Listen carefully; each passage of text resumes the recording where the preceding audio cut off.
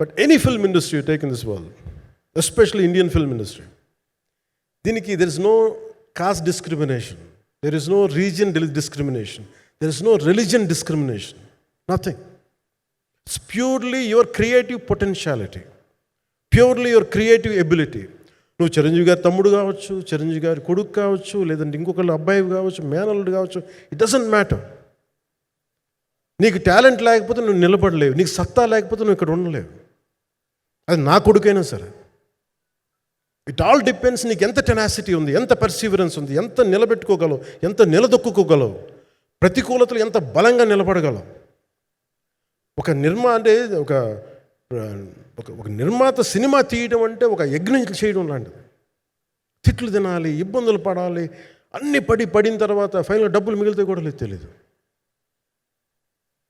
ఇలాంటి పరిస్థితుల్లో నాకేమనిపించిందంటే ఈయన పడ్డ కష్టం చెప్పాలనిపించింది ఈ రోజున.